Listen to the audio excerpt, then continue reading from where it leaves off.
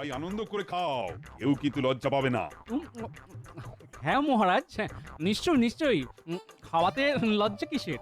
বাঁচার জন্য খাওয়া আর খাওয়ার জন্য বাঁচা। আহ, অসাধারণ রান্না হয়েছে কিন্তু। ও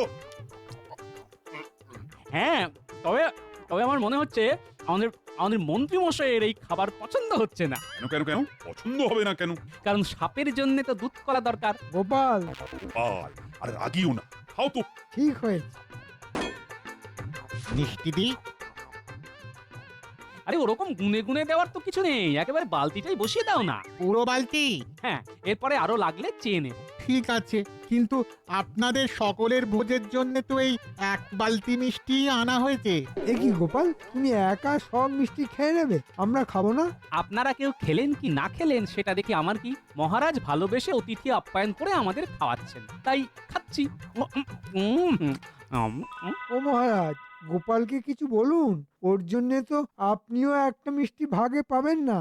ও গোপাল, এ কি করছো? আরে সব মিষ্টি যে একাই খেয়ে নিচ্ছ। কিছু কিছু করার নেই মহারাজ। আপনি ভালোবেসে খাওয়াচ্ছেন, আমি ভালোবেসে খাচ্ছি।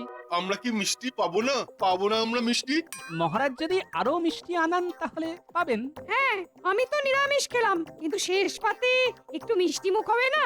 মহারাজ, এই মুহূর্তে আপনি গোপালের আজকের পর মিষ্টি খাওয়ার সব রাস্তা বন্ধ করে দিন। হ্যাঁ মহারাজ, এটাই করুন। একজনের জন্য আমরা সবাই কষ্ট পাচ্ছি, তাই আমিও চাই গোপালও কষ্ট পাক।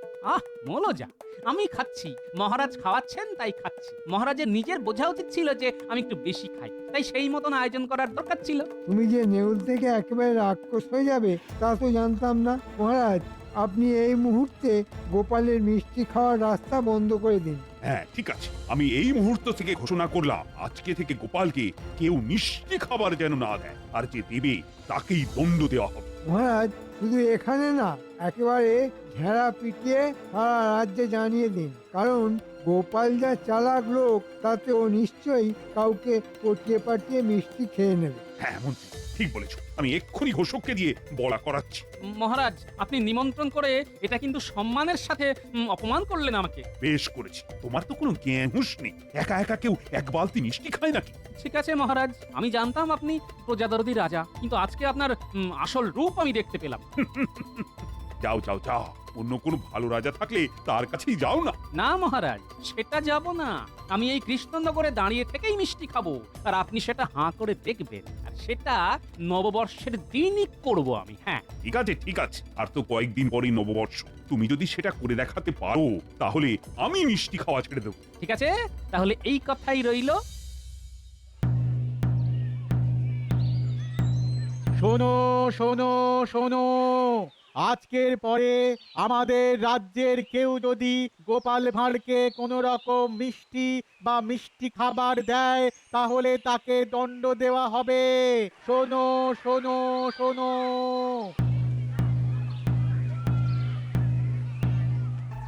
এই যে নেউল, আমার ছোলটা কেমন লাগলো? হ্যাঁ, ঠিক আছে ঠিক আছে, দেখে নেব, আমিও আপনাকে দেখে নেব। সবার দিন আসে, বুঝলেন? ঠিক আছে, এবছরের দিন তো ফুরিয়ে এলো, এবার দেখবো কি করতে পারো। দেখুন, বড় বড় সাগর পেরিয়ে এলাম, আর এখন যেটা করতে হবে সেটা তো আমার কাছে ছোট পুকুর। ঠিক আছে, বাধা পেরোনো তোমার কাছে ছোট পুকুর না মহাসাগর, সেটা সময়ই কথা বলবে। আর হ্যাঁ, তুমি যদি ভাবো তোমার বাড়িতে আগে থেকেই কিনে আনা মিষ্টি বা চিনি কিছু একটা নিয়ে এসে আমার সামনে খাবে, সেটাও কিন্তু চলবে না। যা খাবে সেটা অন্য কোনো ব্যক্তির কাছ থেকে কিনে বা নিয়ে খেতে হবে। ঠিক আছে মহারাজ, তাই হবে।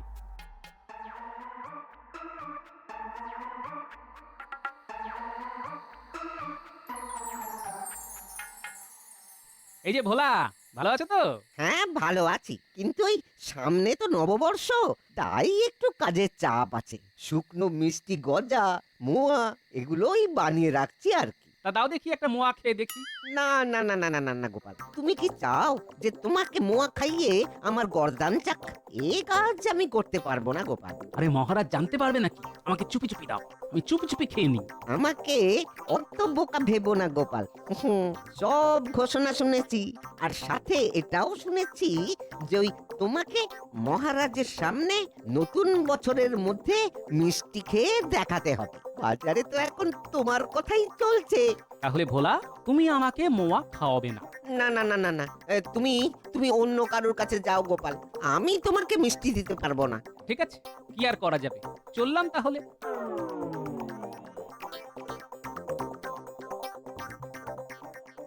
মিষ্টি চিনি তো আখের রস থেকেই তৈরি হয়, তাহলে যাই দেখি ব্যাটার কাছ থেকে আখের রস চেয়ে দেখি। এই যে ভাই, এক ভাঁড় আখের রস দাও তো। না গোপাল দাদা, তোমাকে নিম পাতার রস দিতে পারবো, কিন্তু আখের রস দিতে পারবো না। কেন? আখের রসে আবার কি হলো? তোমাকে মিষ্টি দেওয়া বারণ। আখের রস থেকেই তো চিনি তৈরি হয়, আখের গুড় তৈরি হয়, তাহলে তোমাকে আখের রস দেবো কেন? কেন? আমি তো তোমার কাছে চিনি বা গুড় চাইছি না। তাতে কি, আখের রস তো আর তেতো নুন তো আবার টক খাওয়ার নয় যে তোমাকে দেবো। ঠিক আছে ঠিক আছে, সব দেখছি চালাক হয়ে গেছে। হ্যাঁ, এখন আমি বোকা হয়ে গেছি।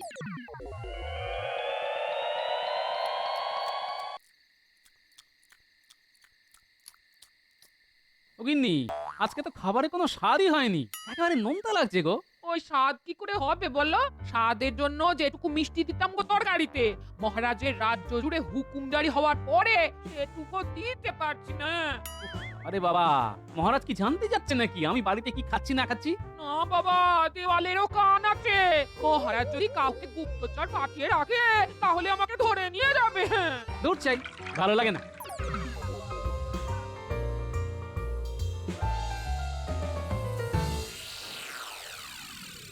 গোপাল বেটা বেশ জব্দ হয়েছে, বুঝলি বটা? হ্যাঁ, আর বলতে মন্ত্রী মশাই। বেটা গোপাল এতদিন মিষ্টি মিষ্টি কথা বলে মহারাজের কাছ থেকে অনেক উপহার বাগিয়েছে। এতদিন পরে গোপালের শুধু মুখ থেকে না, একেবারে জীবন থেকেও মিষ্টি চলে গেছে।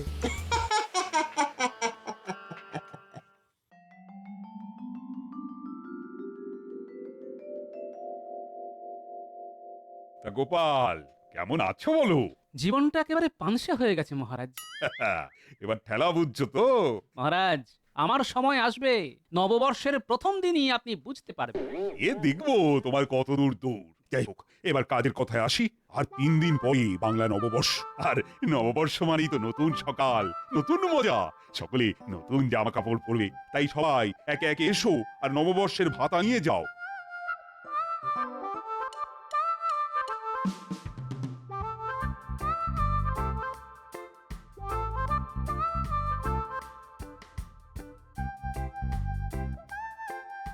আচ্ছা, আর একটা কথা, প্রত্যেক বছরের মতো এবছরেও রাজবাড়িতে নববর্ষের দিন সকালবেলা পুজো হবে। পণ্ডিত, তোমাকে নিষ্ঠা ভরে পুজো করতে হবে। আর সেনাপতি, তুমি কলা গাছ নিয়ে এসে রাজবাড়ির দরজার সামনে বসাবে। আর হ্যাঁ, সবাইকে কিন্তু পুজোর কাজ করতে হবে। পুজোর পরে প্রসাদের বন্দোবস্ত থাকবে তো?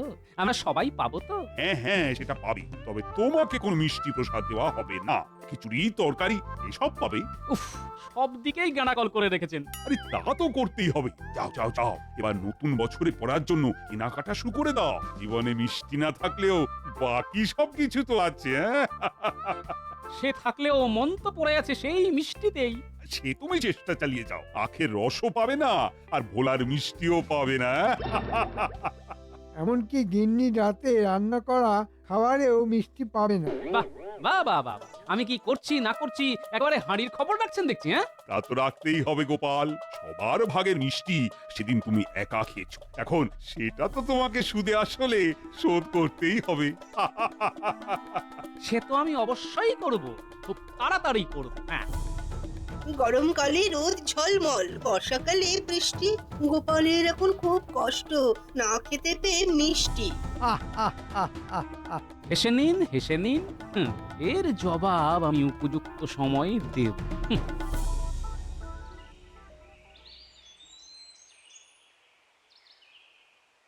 ঠিক আছে, আমার নামও গোপাল ভাঁড়, এবার আমিও মজা দেখাবো। দেখি যাই, বাচ্চাদের কাছে যাই। কিরে ন্যাপলা, গুলটে, পুঁটি, টাপা, পুচকে, বলো দাদু, বলো, ভালো আছো তো? ভালো আছো তো? খবর কি? হ্যাঁ তা আছি। তা তোদের নতুন বছরে নতুন জামা হয়েছে? কিভাবে হবে বলো দাদু? পুজোর সময় বাবা যেটা কিনে দেয় সেটাই নতুন বছরে পরি। আচ্ছা ঠিক আছে ঠিক আছে। পরশু তো বাংলা নববর্ষ। আমি তোদের সবাইকে নতুন বছরে পরার জন্য নতুন জামা কাপড় কিনে দেবো। হ্যাঁ কি মজা দাদু আমাদের নতুন জামা কিনে দেবে। কি মজা। শোন, তোরা কালকে সকাল সকাল আমার বাড়ি চলে আসবি। আমি তোদেরকে নিয়ে জামা কাপড় কিনতে যাব। আচ্ছা দাদু, সকাল সকাল চলে যাব।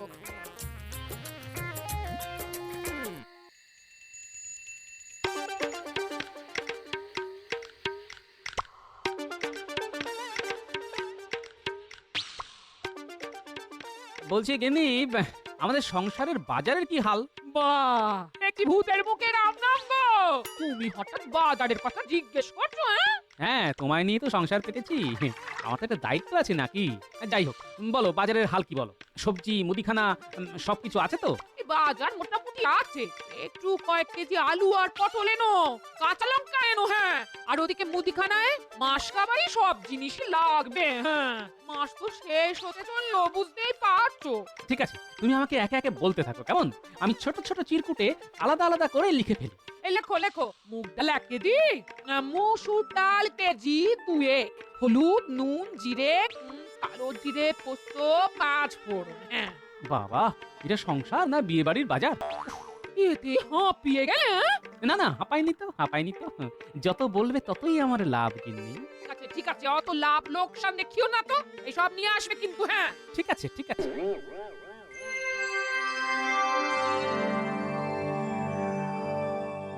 এই তো খুদে সেনারা সবাই চলে এসেছিস। চল এবার বেরোনো যাক। একটা কথা তোদের বলে রাখি, আমার হাতে দেখ মুদিখানার জিনিসের ফটো আছে। প্রত্যেকটা জিনিসের জন্য একটা করে চিরকুট। কি দাদু, একটা কাগজের মধ্যে লিখলেই তো হয়ে যেত। না, হতো না। শোন, তোদের একটা কাজ করতে হবে, বুঝলি? কি কাজ দাদু? সবকিছু আমার নামে ধারে আনবি। আচ্ছা দাদু। ঠিক আছে, তোরা বাজার দোকানের ব্যাপারটা সামলে নে, আর তারপরে আমি রাজসভা থেকে ফিরে তোদেরকে জামা কাপড় কিনতে নিয়ে যাব। ঠিক আছে দাদু।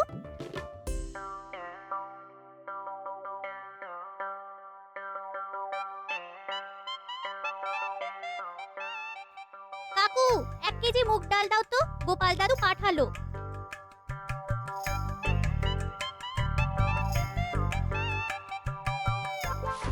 এই নাও 1 কেজি মুগ ডাল, দাম 6 টাকা। এই কাগজে লিখে দাও। দাদু পয়লা বৈশাখের দিন দাম দিয়ে যাবে। সেদিনকে তো হাল খাতার কাজে ব্যস্ত থাকবো। হ্যাঁ, ঠিক আছে, মনে করে দামটা দিয়ে যেতে বলিস কিন্তু। হ্যাঁ, কি কাকু, জিনিস কিনলাম, হাল খাতার জন্য দাদুকে নিমন্ত্রণ পত্র দেবে না? আবার নিমন্ত্রণও করতে হবে? তা নয় তো কি, প্রত্যেক লক্ষ্মী, সেদিন তো লক্ষ্মী গণেশ পুজো হবে। উফ, কি মুশকিল। এই নে, দাদুকে চিঠিটা নিয়ে আসতে বলিস। আর ধারটা যেন তোর দাদু শোধ করে দেয়, বুঝলি? যা। এসব নিয়ে কোনো চিন্তা করো না কাকু, দাদু এই ব্যাপারে খুব সৎ। এখনো 10টা দোকানে যেতে হবে। কাকু, 2 কেজি আলু দাও, আর দামটা লিখে রাখো। এই যে গোপাল দাদু এই চিরকুট দিয়ে পাঠালো, আর বললো পরে শোধ করে দেবে। 2 কেজি আলু, তাও আবার ওই ধারে? সংসারে টানাটানি চলছে গো। নতুন বছরের আগে যে রাজসভা থেকে ভাতা পায় সেটা দিয়ে ঠিক শোধ করে দেবে। ঠিক আছে, অন্তত ওই হাল খাতার দিন শোধ করে দিতে বলিস, নইলে ওই পুরানো বছরের ধার নতুন বছরেও বয়ে বেড়াতে হবে। এ নিয়ে তুমি চিন্তা করো না, দাদুর নামে একটা ওই নিমন্ত্রণ পত্র দাও দেখি। হ্যাঁ, দাদু ঠিক শোধ করে দেবে।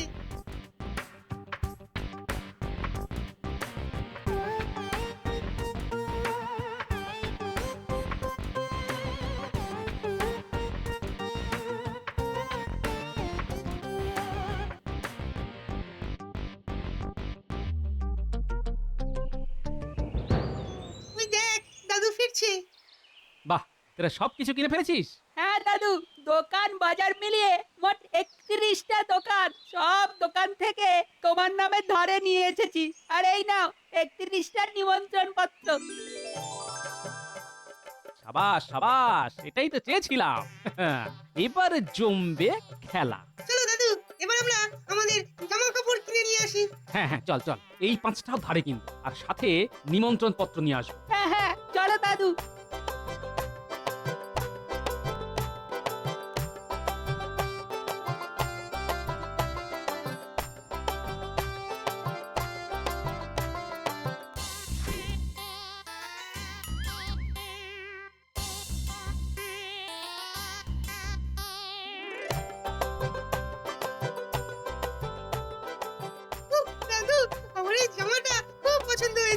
আমার শাড়িটাও বেশ পছন্দ হয়েছে।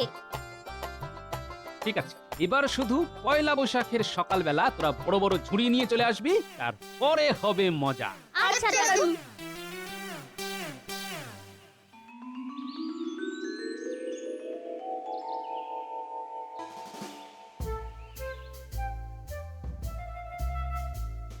কি মন্ত্রী, একটু পরেই তো নববর্ষ উপলক্ষে পুজো শুরু হবে, সবাই তো এসে গেছে দেখছি, কিন্তু গোপাল তো এখনো এলো না।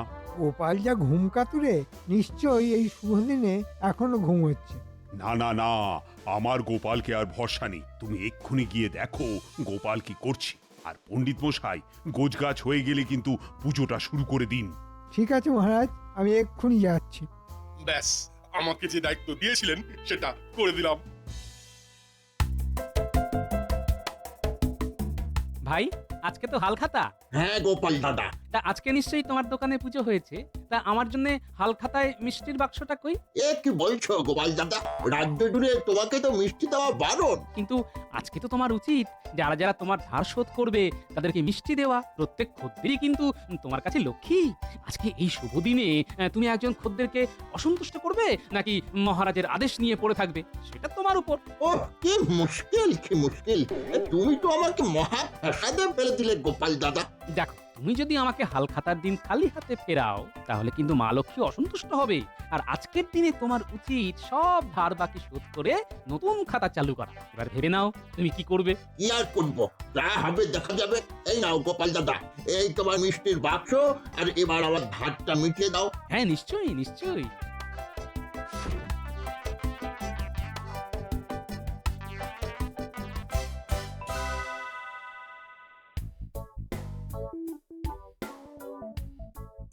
ভাই, আজকে তো হালখাতা।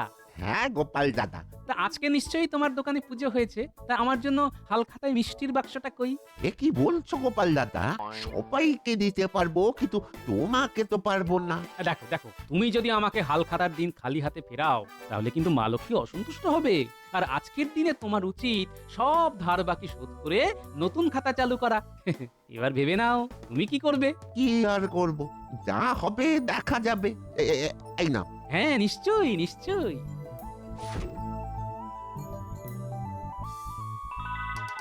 চলো খুদে বন্ধুরা, এবারে সব দোকানে আমরা একে একে যাব আর মিষ্টির বাক্স সংগ্রহ করব, তারপরে হবে মজা। হ্যাঁ দাদু, কৃষ্ণনগরে মোটামুটি সব দোকান থেকেই এই কিছু না কিছু জিনিস আমরা কিনেছি। এটাই তো গোপালের দান।